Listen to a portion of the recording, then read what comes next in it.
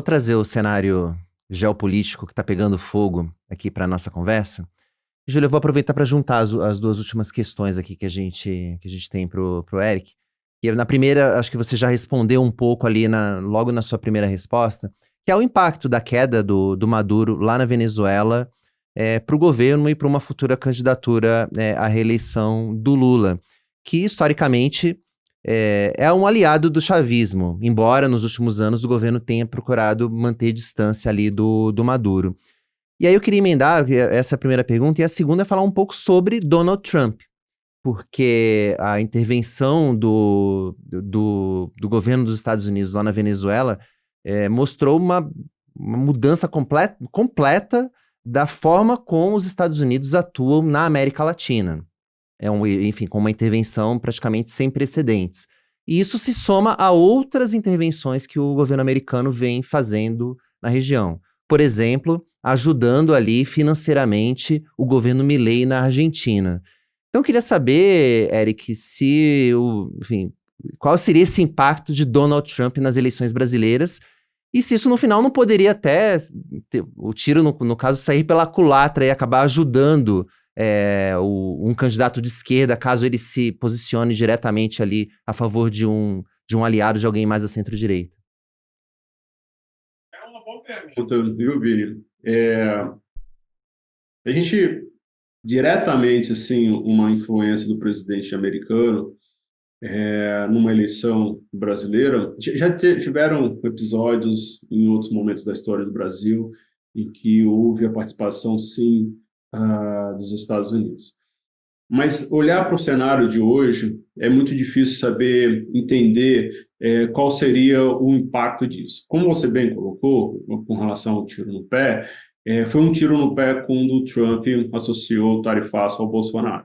Ali teve uma reversão favorável ao Lula, que o Lula conseguiu sair com aquele discurso de patriotismo, aquele discurso de independência do país com relação às decisões internas, enfim, deu bastante caldo de cultura, deu bastante elementos para o Lula crescer, como a gente colocou nas respostas anteriores. É difícil entender quais seriam o fator Trump, a presença do Trump, a menção do Trump, como isso seria lido para o eleitor brasileiro. E, mais uma vez, quando a gente fala eleitor brasileiro, a gente vai ter que olhar para o centro, porque é ali que vai ser decidida a eleição mais uma vez. Fazer um discurso de trumpismo, bandeira dos Estados Unidos na Avenida Paulista, etc., isso conversa com a extrema-direita, isso conversa com a bolha da direita.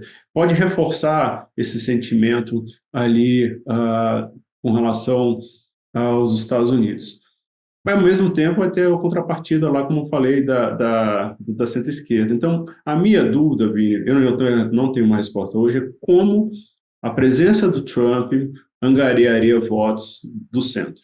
Como é que esse discurso, como é que essa presença, como é que essa agenda traz votos de quem está no centro? Eu tenho dúvida, eu não tenho essa resposta para você.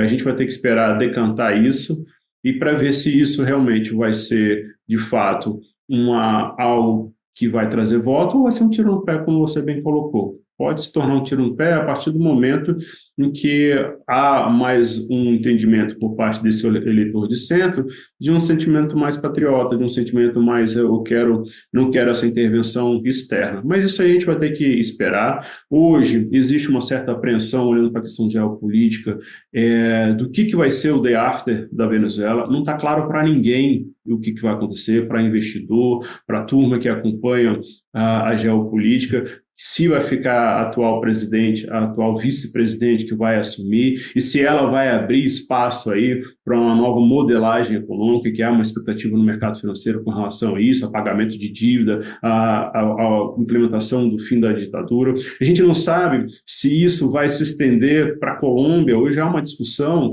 vocês devem estar acompanhando isso também, se o presidente da Colômbia também vai ser capturado nas próximas semanas.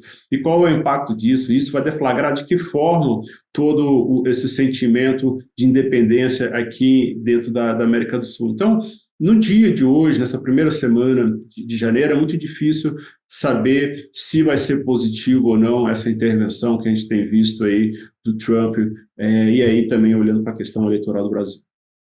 Em relação especificamente à captura do Nicolás Maduro, a gente tem visto já a oposição ao governo tentando se aproveitar disso politicamente, mostrando, por exemplo, vídeos antigos do Lula ao lado do Maduro, ao lado do Hugo Chávez.